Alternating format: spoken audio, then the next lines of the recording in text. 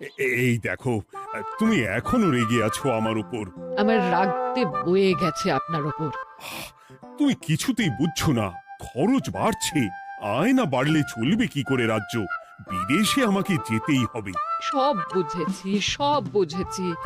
আপনার আমাকে অসহ্য লাগছে, তাই আপনি বিদেশে যাচ্ছেন, তাই তো? তুমি আমায় ভুল বুঝছো। রাজ্য চালাতে অর্থের প্রয়োজন আছে। কেন এতদিন রাজ্য বুঝি চলছিল না? এতদিন যেভাবে চলছিল সেভাবেই চলবে। সময় পাল্টাচ্ছে। এখন শুধু সিংহাসনে বসে থাকলেই চলে না, দেশ বিদেশ ঘুরে দেখতে হবে কিভাবে রাজ্যের উন্নতি হয়, লাভ হয়, সেই নিয়ে নতুন করে ভাবতে হবে। তার মানে আপনি ঠিক করে নিয়েছেন আপনি যাবেন, তাই তো? হ্যাঁ। আর যতদিন আপনি না থাকবেন এখানে কি হবে ভেবে দেখেছেন মহারাজ? কে সামলাবে সব?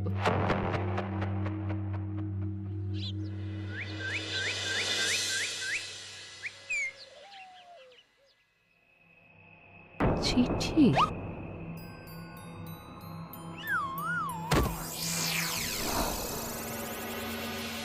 আমি অনেক ভেবে দেখলাম, আসলে এসব সিংহাসন, ক্ষমতা, প্রতিপত্তি অর্জন করা আর রক্ষা করার জটিলতার চেয়ে বাকি জীবনটা শান্তির সাথে বনে কাটিয়ে দেওয়াই ভালো।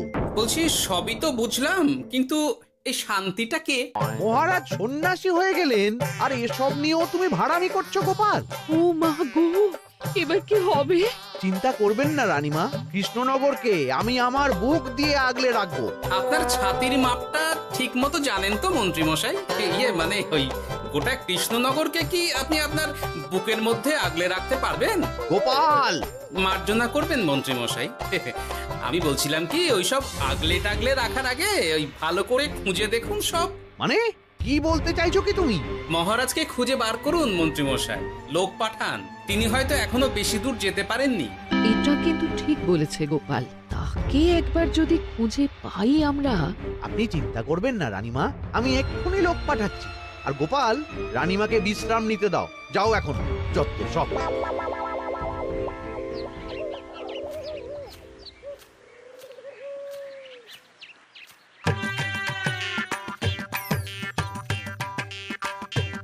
কই গো, গেলে কই? এক ঘটি জল দাও দেখি। ওই জলই খেতে হবে, শুধু জল। ঘরে এক দানাও চাল নেই। বাজারে না গেলে আজ হরি মটর। রাজ্যে রাজা নেই আর তুমি ঘরে চাল নেই বলে চিল্লামিল্লি করছো, চত্ব সব। ও মা গো, মহারাজ রাজ্যে নেই তো গেলেন কই? হ্যাঁ, বনবাসে।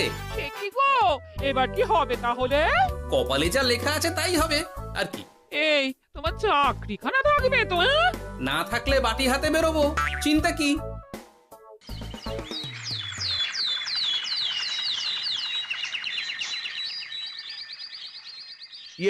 মহারাজ যখন নেই তখন আমি যখন এ রাজ্যের মহামন্ত্রী, তখন আমি। এত মানে করার কি আছে মন্ত্রী মশাই? মহারাজ নেই তো কি হয়েছে, রানীমা তো আছেন। আমরা তার কথা মতোই চলব।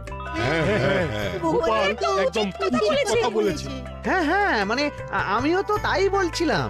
মহারাজ যখন নেই তখন রানীমার নির্দেশ মতোই তো আমাদের সামলাতে হবে সব। কতদিন আর আগলাবে গোপাল? আজ নয় কাল এই শর্মাকেই বসতে হবে এই সিংহাসনে। যতদিন পারি ততদিন তো চেষ্টা করতেই হবে মন্ত্রী মশাই। আপনি যদি চলেন ডালে ডালে, আমি চলি পাতায় পাতায়। রাজা মশাই আছেন? আমি অনেক দূর থেকে আসছি।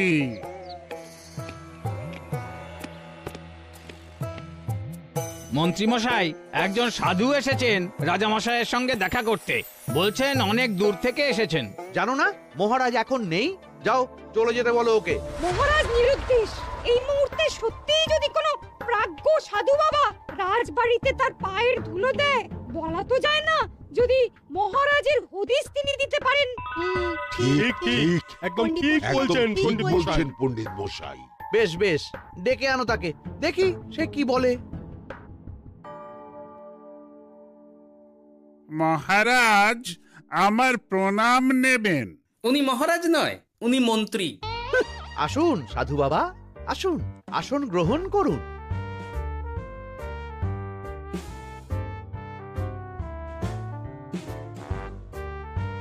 কি করলেন সাধু বাবা? এটা তো মহারাজের সিংহাসন। আপনার জন্য আমি অন্য আসনের ব্যবস্থা করে দিচ্ছি, আপনি বরং সেখানে বসুন। ওহ, রাজাই যখন নেই তখন তাঁর সিংহাসনে বসতে ক্ষতি কি? আপনি কি করে জানলেন মহারাজ নেই? বুঝলি না, সাধু বাবা যে অন্তর্যামী গোপাল। এবার কি হবে? উনি যদি বলে দেন মহারাজ কোথায় আছেন, তাহলে তো আমার আর পণ্ডিত মশাই, আগেই ওরকম হামলে পড়বেন না। আচ্ছা, আপনি যদি অন্তর্যামী হন, বলুন তো আমাদের রাজা মশাই কোথায় গেছেন? জবর জটা কালো চুলে দেনামা অতীত বলেন। বুম! মহারাজ বনবাসে গেছেন। এটা যখন বলেছেন সাধু বাবা, তাহলে মহারাজ এখন কোথায় আছেন সেটাও নিশ্চয়ই আপনি বলে দিতে পারবেন। গোপাল, সব বিষয়ে নাক গলিও না তো তুমি। ঠিক ঠিক আছে, রাজা মশাইকে নিয়ে চিন্তা হওয়া তো খুবই স্বাভাবিক, কিন্তু গোপাল, রাজা মশাই বনবাসে গেছেন, তাকে আর সংসার মায়ায় বাঁধা ঠিক কাজ হবে না। এ আপনি কি বলছেন সাধু বাবা? মহারাজ না থাকলে রাজ্য চলবে কেমন করে? নতুন রাজা নির্বাচন করতে হবে। এই তো খেলা জমে গেছে, একে দিয়েই কাজ হবে মনে হচ্ছে। সাধু বাবা, এসব নিয়ে নয় পরে আলোচনা করা যাবে। এই কে আছো? সাধু বাবার পা ধুইয়ে দাও ভালো করে। না, বিষয়টা ঠিক সুবিধের মনে হচ্ছে না। আহা মন্ত্রী, করেছ কি? আমি সাধু মানুষ, এত খেতে পারি কি? ও বললে হবে না সাধু বাবা, আপনার জন্য নিজে দাঁড়িয়ে থেকে মহারাজের খাস হালুই করকে দিয়ে রাঁধিয়েছি সব। দেখুন না একটু, অমৃত অমৃত।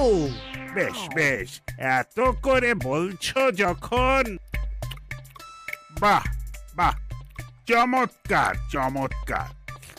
আমি জানি তো যে এমন খাবার আপনি আগে কখনো খাননি।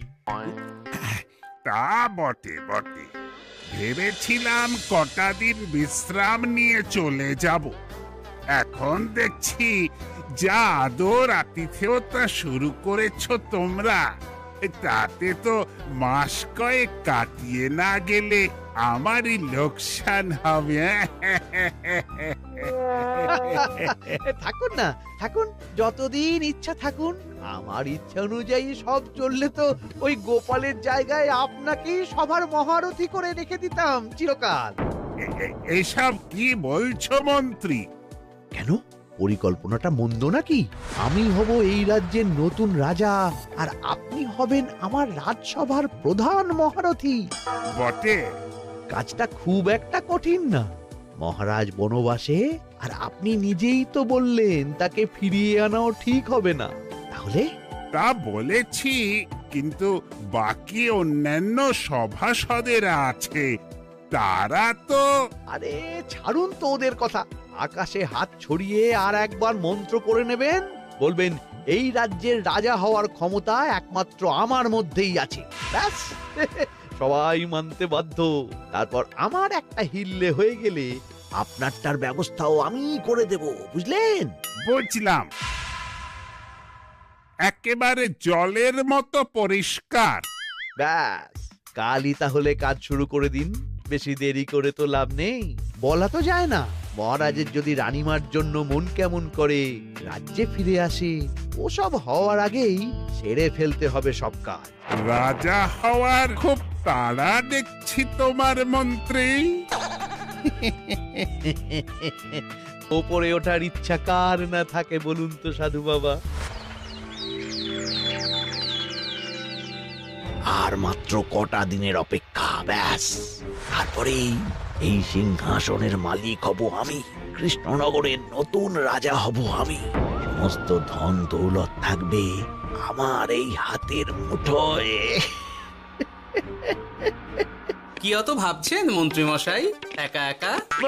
মানে কি ভাবছি তার কৈফিয়ত তো তোমায় দিতে হবে। হ্যাঁ হিমা, ছি ছি ছি, আপনি কেন কৈফিয়ত দেবেন? আপনার মুখ দেখলেই তো বোঝা যাচ্ছে যে আপনি কি ভাবছেন। তাই বুঝি? তা বলো দেখি কি ভাবছি আমি।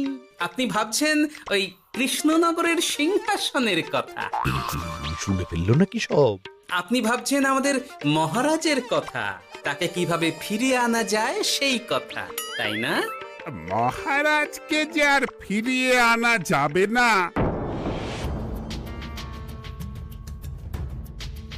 সে কথা তো আগেই বলেছি। তাই যদি হয় সাধু বাবা, আপনি এর একটা কিছু বিহিত করুন, না হলে রাজা ছাড়া রাজ্য। ঠিক বলেছ, রাজা রাজ্য, নুন ছাড়া তরকারি, আলো ছাড়া দিন, জল ছাড়া জীবনের মতো। তাই যত দ্রুত সম্ভব নতুন রাজা নিয়োগ করা দরকার। কিন্তু এ বিষয়ে সিদ্ধান্ত নেওয়ার আগে রানীমার সাথে কথা বলা জরুরি। তার চেয়েও জরুরি একটা কাজ আগে করা দরকার। কিসের কথা বলছেন মন্ত্রী মশাই? গোপালের বহিষ্কার। এ আপনি কি বলছেন মন্ত্রী মশাই? একে রাজা মশাই, তার মধ্যে গোপালের মতো বিচক্ষণ মানুষকে রাজসভা থেকে বহিষ্কার করলে তো রাজ্যেরই ক্ষতি। এটাই হচ্ছে সমস্যা। এই কক্ষে যার যেটা কাজ নয় সে সেটা নিয়ে বেশি চিন্তিত। তুমি বিজ্ঞানী, তুমি বিজ্ঞানে মন দাও, রাজকাজ আমার দায়িত্ব। তাহলে এরকম সিদ্ধান্ত নেওয়ার আগে সবার সাথে আলোচনা করা দরকার। কোনো দরকার নেই, আমি যা বলেছি তাই হবে। রাজ্যের ব্যয়ভার বাড়ছে, এই মুহূর্তে কোনো ভাঁড়কে অযথা বেতন দিয়ে পোষার কোনো মানে হয় না। তাই গোপালেরও কাল থেকে রাজসভায় আসার কোনো দরকার নেই। সবই আমি বুঝতে পারছি মন্ত্রী মশাই। বেশ, আপনি যখন বলছেন, এই আমার শেষ দিন রাজসভায়, চলি সবাই, ভালো থাকবেন।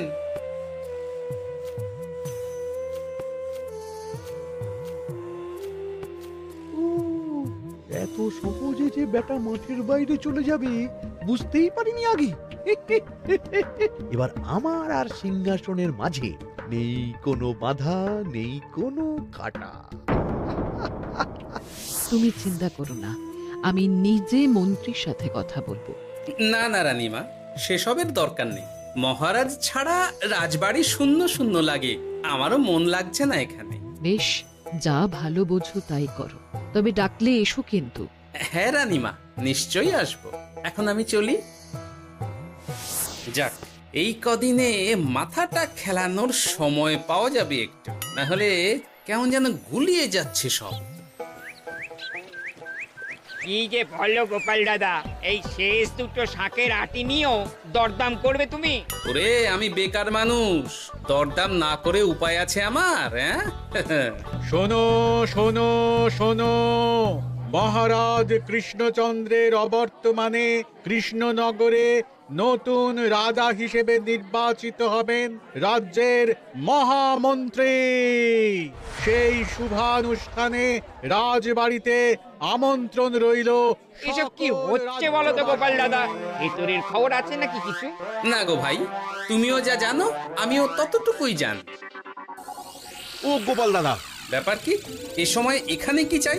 রানীমার জরুরি তলব, এখনই ওই রাজবাড়ি যেতে হবে তোমাকে। কিন্তু আমার যে বাজার হয়নি এখনো। আরে ওসব বাজার টাজার পরে হবে, তুমি এখন আমার সাথে চলো তো।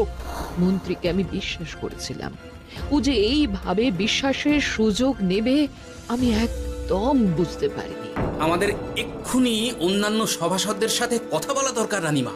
কারোর সাথে কথা বলার দরকার নেই রানীমা, আমি নিজেই চলে এসেছি আপনার সাথে কথা বলতে। এখানে কি জন্য এসেছো গোপাল? রানীমার কান ভাঙাতে? বাহ, আপনি সবার মাথা মুড়িয়ে সিংহাসন কবজা করতে পারেন, আর আমি রানীমাকে সেই সত্যি কথা জানাতে পারি না? চুপ, ভুলে যেও না আমি কৃষ্ণনগরের হবু রাজা। মুখ সামলে কথা বলবে আমার সাথে। এসব কি হচ্ছে মন্ত্রী মশাই? রাজা মশাই নেই, সেই সুবাদে এ কি শুরু করেছেন আপনি? আমায় আপনি ভুল বুঝবেন না রানীমা, আমার হয়ে যা বলার সাধু বাবাই আপনাকে বুঝিয়ে বলবে সব। উনি আর কি বোঝাবেন? কতদিন এসেছেন উনি, কি জানেন এই রাজ্যের বিষয়ে? সাধনা মা, সবই সাধনা। সাধনার জোর থাকলে সবকিছুই জানা যায়। ভূত ভবিষ্যৎ অতীত সব। সেই জোর থেকেই বলছি মা, মন্ত্রীর কপালে আমি জ্যোতি দেখতে পাচ্ছি। মন্ত্রী যদি রাজ্যের রাজা হয়, এ রাজ্যের উন্নতি কেউ ঠেকিয়ে রাখতে পারবে না।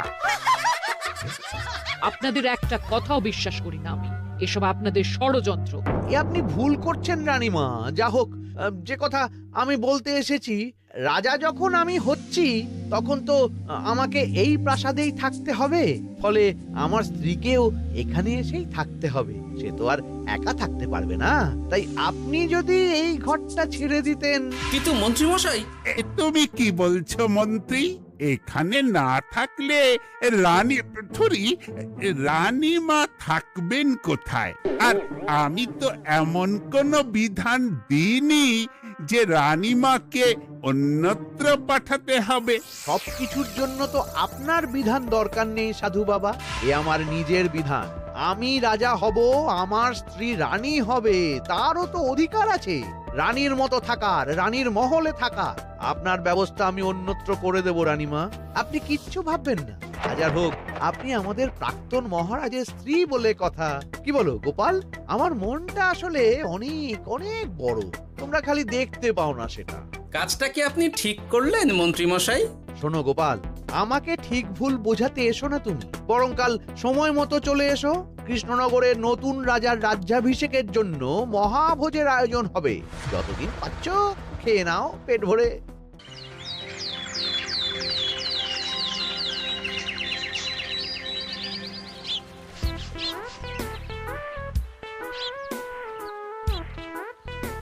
আরে এগুলো আবার কি পরে আছে এখানে? কি এ তো মহারাজের পোশাক, এখানে এসব কি করে এলো? তাহলে কি মহারাজ? না না না, হিসেবটা কেমন যেন ওলট পালট হয়ে যাচ্ছে। সময় তো হয়ে গেল, নতুন মহারাজকে ডাকুন এবার। এসে গেছি, এসে গেছি। আসুন মন্ত্রী মশাই, আসুন। মুকুট নিয়ে দাঁড়িয়ে আছি আপনার মাথায় পরাবো বলে। সাধু বাবা, এবার মহারাজ বলা অভ্যাস করুন। মহারাজ। মহারাজের হদিশ পাওয়া গেছে মন্ত্রী মশাই, মহারাজের হদিশ পাওয়া গেছে। এই কি স্বপ্ন কথা?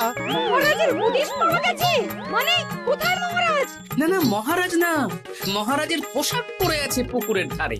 আমার মনে হয় তিনি ওই পুকুরে ডুব দিয়ে নিরুদ্দেশ হয়ে গেছেন। ও তাই বলো? তা বেশ তো, প্রাক্তন রাজার জন্য না হয় কিছুক্ষণ নীরবতা পালন করে নেব আমরা, ব্যাস। এ আপনি কি বলছেন মন্ত্রী মশাই? মহারাজ সত্যি ওই পুকুরে ডুব দিয়েছেন কিনা সেটা তো তুলিয়ে দেখা দরকার একবার। সেসব হবে আমি রাজা হওয়ার পর। নিন সাধু বাবা, মুকুট পরান। কিন্তু মন্ত্রী মশাই, আরো একটা দুঃসংবাদ আছে যে। ও আবার কিসের দুঃসংবাদ? মহারাজ যে পুকুরে ডুব দিয়েছেন সেই কথা বলতেই রানীমা অজ্ঞান হয়ে গেছে। তুমি যে কি করো না গোপাল, শুভ সময়ে অশুভ একটা সংবাদ দিয়ে দিলে তো সব বরবাদ করে। এই কে আছো? গ্রেফতার করো গোপালকে। তার আগে তোমায় গ্রেপ্তার করা হবে। এত বড় সাহস তোমার? হবু রাজাকে গ্রেপ্তার করার কথা বলো তুমি? আজ তোমার একদিন কি আমার একদিন? কিসের হবু রাজা? আমি কৃষ্ণনগরের আসল রাজা। হ্যাঁ, আমি। কি মহারাজ, আপনি? হ্যাঁ, আমি। অনেক দিন ধরে তো তোমার বাড়বাড়ন্ত দেখলাম, আজকে খেলা শেষ। কিন্তু গোপাল, রানী কোথায়? কেমন আছে সে? এক্ষুনি তার কাছে আমাকে নিয়ে চলো। রানীমা ভালোই আছে মহারাজ, কিচ্ছু হয়নি তার। কিন্তু তুমি যে বললে রানী অজ্ঞান হয়ে গেছে। এটুকু মিছে কথা না বললে যে আপনার লুকোচুরি খেলাটা এত সহজে শেষ হতো না মহারাজ।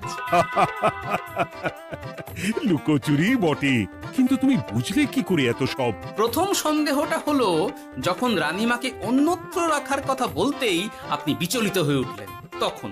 তারপর পুকুর পাড়ে আপনার পোশাক, ব্যাস এটুকুই, আর কিছু নয়। আর প্রথম দিন রাজসভায় এসেই সোজা সিংহাসনে চড়ে বসা, ব্যাস। একে একে 2 আর 2 2 4 করে ফেললাম। তারপর মনে হলো রানীমার প্রতি টান ফিরিয়ে আনতে পারে আপনাকে আপনার আসল রূপে। তাই এই মিছে কথা। অধমের অপরাধ মার্জনা করবেন মহারাজ। গোপাল, তোমার তুলনা নেই।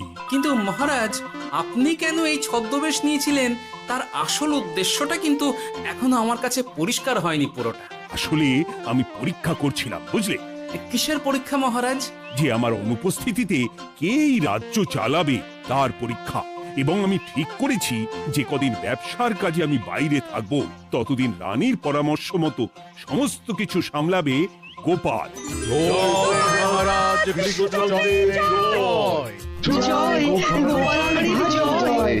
আর আমি মহারাজ? তুমি থাকবে পেয়াদা। এ কি শুধু জল আর ভাত? আগেই বলেছিলাম বেশি বেরো না, রাজা হবেন। এখন খাও খাও, জল ভাত খাও। চেষ্টায় তুমিও আমাকে ভুল বুঝলে গিন্নি।